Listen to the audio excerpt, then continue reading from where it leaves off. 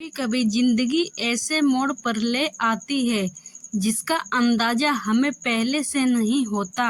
शायद इसीलिए बड़े बुजुर्ग कहते हैं, ऊपर वाला पहले से सब सोच कर रखता है। रीतू की कहानी भी कुछ ऐसी ही थी। रीतू 21 साल की एक सीधी सादी शर्मीली सी लड़की थी। रंग भले गोरा न था, मगर चेहरे पर साफ सुथरी मासूमियत थी। आंखों में एक अजीब सी चमक और सपनों का समंदर। वो अपने माँ बाप के साथ शहर के किनारे बने एक छोटे से गांव में रहती थी। पिता राम स्वरूप ईंट भट्टे पर मजदूरी करते थे और माँ कमला आसपास के घरों में बर्तन धोती थी। घर में पैसे की हमेशा तंगी रहती थी, मगर आपसी प्यार ने हर कमी को छोटा बना दिया था। 12वीं पास करने के बाद रीतू ने पढ़ाई छोड़ दी। कॉलेज की फीस भरने लायक पैसे नहीं थे और घर का खर्च बढ़ता जा रहा था। एक दिन मोहल्ले की पड़ोसन ने बताया कि शहर में श्री राम एंड सन्स नाम की एक फर्नीचर कंपनी में ऑफिस असिस्टेंट की जरूरत है। रीतू को लगा शायद यही मौका है। अगले दिन उसने हल्के नीले रंग का सलवार कुर्ता पहना, बालों की लंबी चोटी बनाई और माँ का आशीर्वाद लेकर कंप्यूटर इंटरव्यू देने निकल पड़ी। कंपनी का ऑफिस बड़ा और सजा हुआ था। लकड़ी की खुशबू, कागजों की महक और फाइलों का ढेर चारों ओर बिखरा था। इंटरव्यू लेने के लिए रघु वहां मौजूद था। कंपनी के मालिक रघुनाथ प्रसाद का 25 साल का बेटा, गोरा चिट्टा, हल्के भूरे बाल और आंखों में आत्मविश्वास। आपको इस काम का अनुभव है? रघु ने पूछा। ऋतु ने संकोच से कहा, नहीं, पर मैं जल्दी सीख लूंगी। उसकी सच्चाई और साफ नजर ने रघु के दिल में एक अजीब सी हलचल पैदा कर दी। इंटरव्यू के अंत में रघु ने कहा, कल से आ जाइए। ऑफिस में रघु ने खुद ऋतु को काम सिखाना शुरू किया। रजिस्टर में एंट्री करना, फाइलों को क्रम में लगाना और ग्राहकों के फोन को संभालना। धीरे धीरे औपचारिक बातें दोस्ती में बदल गईं। रघु को उसकी हंसी, सादगी और काम के प्रति ईमानदारी पसंद आने लगी। कभी चाय पिलाने कैंटीन ले जाता तो कभी बारिश में गाड़ी से घर छोड़ आता।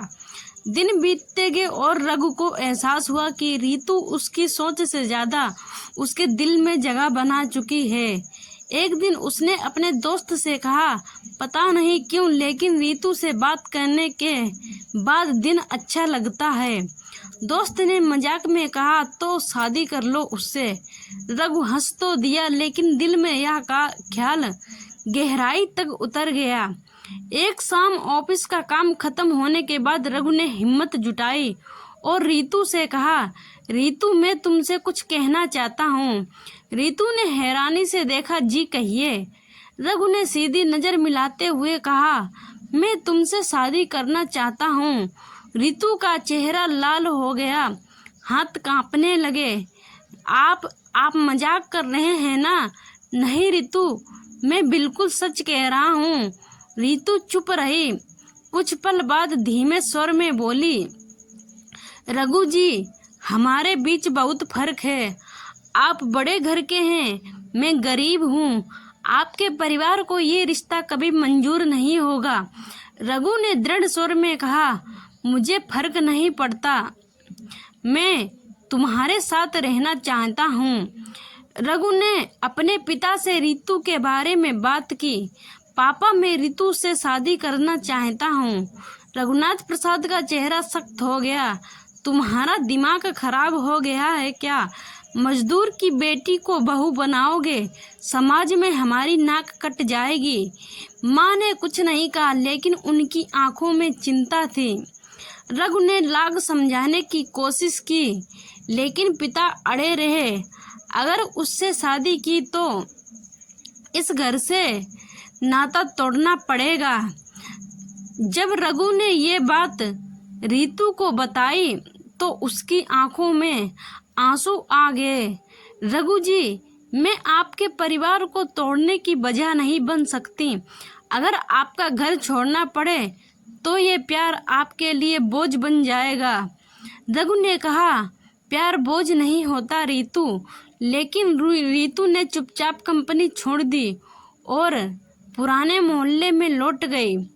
रीतू के जाने के बाद रघु के दिन सूने हो गए। काम में मन नहीं लगता, दोस्तों से मिलना बंद हो गया। माँ ने बेटे की हालत देखी और धीरे धीरे पिता को समझाने लगी, बच्चे की खुशी में ही हमारी खुशी है। समाज क्या कहेगा, ये सोचकर अपने बेटे को दुखी मत करो। एक सुबह रघुनाथ प्रसाद ने रघु को बुलाया। देखो बेटा, मैं तुम्हें रोकना नहीं चाहता, लेकिन अगर ऋतु को हमारे घर आना है तो पहले उसे ऐसा कुछ करना होगा जिससे समाज को उस पर गर्व हो। मैं चाहता हूँ लोग उसे इज्जत की नज़र से देखें। अगर वो ये कर दिखाए तो मैं खुद बारात लेकर जाऊंगा। रघु ने ये बात रीतू को बताई। रीतू ने गहरी सांस लेकर कहा, अगर यही रास्ता है तो मैं कोशिश करूंगी। रीतू को बचपन से पढ़ाई का शौक था, लेकिन हालात ने मौका नहीं दिया। उसे पता था कि गांव में कई लड़कियां ऐसी हैं जो उसी की तरह पढ़ाई से वंचित हैं। उसने मोहल्ले की खाली पंचायत भवन में एक छोटी सी क्लास शुरू की। पुराने अखबार, फटे पुराने किताबें और एक पुराना ब्लैक बोर्ड लेकर वो लड़कियों को पढ़ाने लगी।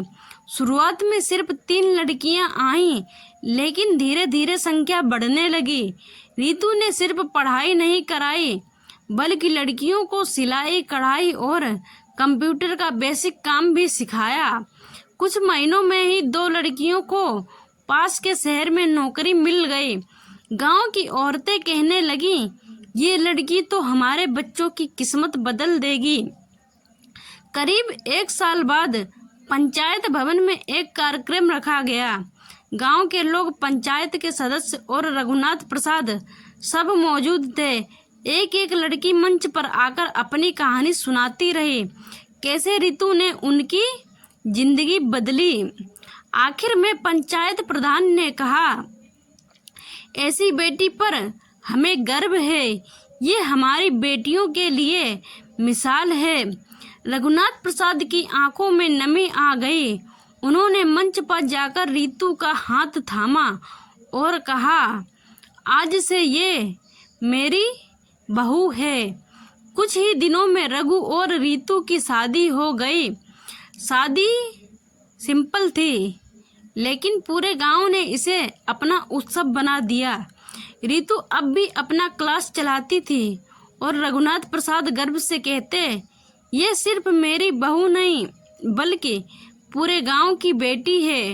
रीतू ने साबित कर दिया कि सच्चा प्यार सिर्फ 2 दिलों को नहीं, बल्कि पूरे समाज को जोड़ सकता है। उसने दिखाया कि इज्जत पैसों से नहीं, कर्मों से मिलती है।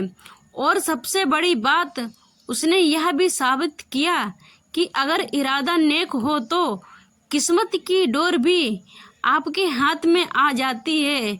स्टोरी अच्छी लगी हो तो प्लीज़ वीडियो को लाइक एवं चैनल को सब्सक्राइब जरूर करें। Thanks for watching.